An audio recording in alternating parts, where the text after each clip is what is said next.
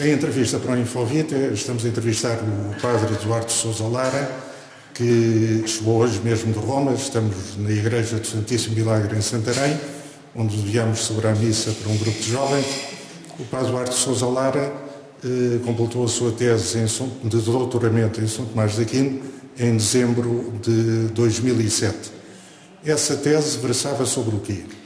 O tema da minha pesquisa foi sobre a especificação moral dos atos humanos, segundo São Tomás de Aquino.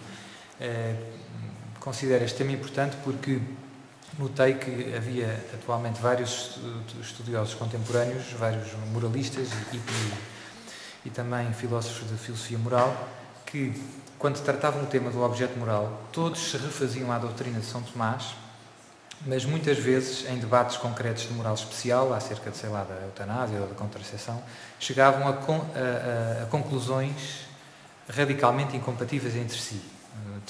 Chegavam a conclusões de que o objeto deste ato é A ou B ou C, segundo São Tomás, todos dizem segundo São Tomás, mas no fundo alguém estava a interpretar erroneamente a doutrina de São Tomás.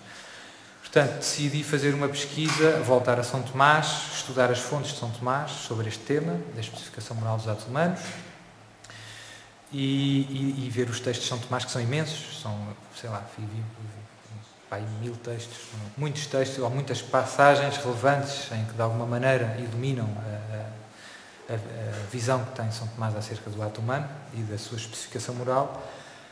E pronto, e tentei tirar algumas conclusões que penso que iluminam, de alguma maneira, estes debates contemporâneos, que de alguma maneira estão encalhados, digamos assim.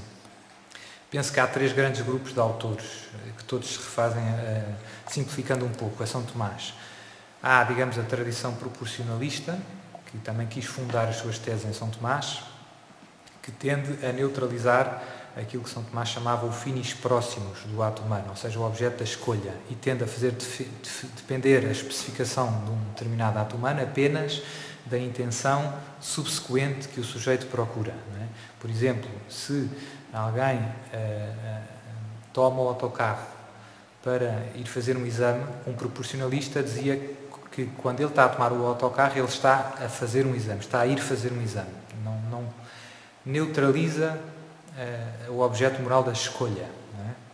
Considera a ação apenas em vista do seu fim subsequente, último, que é o termo da ação, que de facto é importante do ponto de vista da especificação moral e que determina e que reflete melhor as disposições do sujeito. Mas isto não significa que o objeto não tenha relevância. São Tomás considera que os finis próximos também determinam o ato e dá a espécie. Não é? Tomar o autocarro é diferente de ir às aulas e de fazer um exame. E depois há 2 grupos que, os proporcionalistas, depois sobretudo do Catecismo da Igreja Católica e da Veritatis Splendor, encontraram-se em objetivas dificuldades para defender as teses deles, porque muito claramente o magistério com o Catecismo e depois com a Veritatis Splendor os põe de alguma maneira assim fora de jogo, tipo bandeirinha. Por outro lado, existem 2 grandes grupos de intérpretes dentro da ortodoxia, têm legítimas diversidades, digamos assim, uns dos quais põem o ênfase na dimensão material do objeto, a dimensão material envolvida naquilo que eu estou a fazer. Né? Aquilo que, por exemplo, as coisas implicadas na minha ação, de alguma maneira, determinam aquilo que eu estou a fazer. Não posso não querer fazer aquilo que estou a fazer.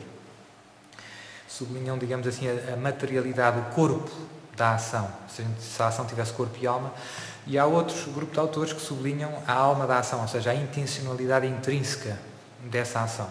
Não é? Qual é que é o meu propósito? O que é que eu intento fazer naquilo que estou a fazer agora? Estes 2 grupos têm os 2 alguma razão. Podes dar um exemplo de cada um dos grupos? Ocorre assim? Por exemplo, há a questão da legítima defesa, que é muito debatida ainda atualmente. Há alguns grupos que interpretam os textos de São Tomás que dizem que se eu causo a morte de B, eu não posso não querer matar B. Se eu causo a morte, não é? Eu com a espada perfuro o coração de B, esta ação implica necessariamente a intenção homicida, para alguns autores, segundo São Tomás. Estes autores dizem, segundo São Tomás, Há outros autores que dizem que não é assim, dizem que não, que eu posso, que essa ação do ponto de vista material, esse corpo, pode ser informado por um propósito especificamente distinto do ponto de vista moral, que seria querer defender-se a si mesmo, tolerando, não querendo causar, sabendo que causa a morte do outro, mas não querendo isso tolerando isso como um efeito secundário, diríamos hoje. Não é? Dou um exemplo banal. Enfim, pronto, este é discutido e este há textos abundantes, pode-se confrontar. Portanto, oscilam estes dois. Os dois têm alguma razão. Não é? Se a gente exagerar os extremos, caricaturizar um bocadinho os grupos, é que se vê a distinção.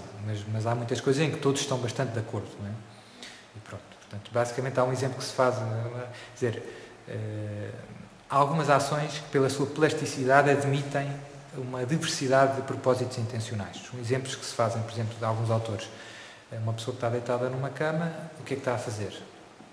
Pode estar a dormir, pode estar a fazer yoga, não é?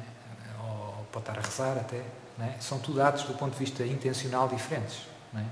Querer fazer yoga é diferente de querer descansar, é diferente de querer rezar. Entram em jogo virtudes diferentes, bens da pessoa diferentes. Conservar a vida, a minha relação com Deus, etc, etc, etc. Distrair-me. Portanto, há algumas ações que admitem uma certa plasticidade, outras não tanto. Não é? Tomar um café, não posso querer jogar à bola, como todo tomar um café, quer dizer, é o que é, não é? Não admite muitas outras. Mas há temas, por exemplo, o tema da eutanásia, em que às vezes não é fácil perceber se isto é querer aceitar a morte quando ela se apresenta inevitável, ou é querer antecipar a morte para abreviar o sofrimento, que seria ilícito do ponto de vista moral.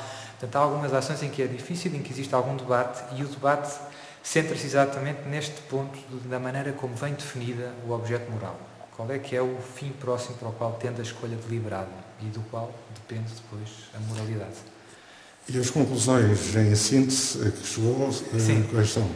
As conclusões são que, por um lado, que os proporcionalistas, digamos assim, estão fora de jogo, de facto, e que escolhem alguns textos de São Tomás, em que São Tomás, de facto, sublinha a dimensão. Quer dizer, tem alguma razão em sublinhar algumas coisas. Se calhar, até ao metade do século XX, sublinhou-se demasiado, quase exclusivamente, o fim próximo, e São Tomás dá muita importância aos fins ulteriores, do ponto de vista da moralidade. São Tomás diz, por exemplo, que quem dá a esmola por vanglória, o próprio ato de dar a esmola é viciado por uma intenção subsequente. É mau, é corrompido, não é?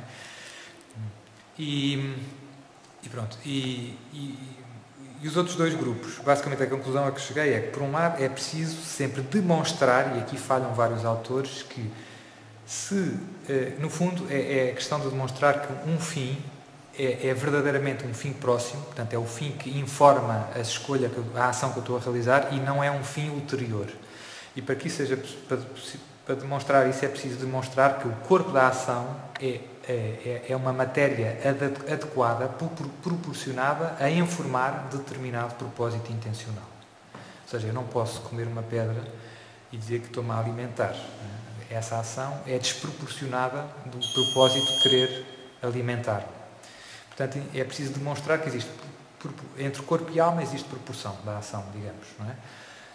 E pronto, basicamente a grande questão centra-se aí. E depois demonstrar que o fim da ação é um fim virtuoso, ou seja, para saber se é boa ou má. Não é? A bondade ou a moralidade da escolha dependerá se o bem em causa é um bem conveniente à pessoa humana enquanto tal. Ou seja, tem a ver com os bens humanos, as virtudes morais, depois pronto, é a lei natural, diríamos assim, ou a reta razão, em poucas palavras. Portanto, é mais ou menos esta a conclusão. Muito obrigado. Nada.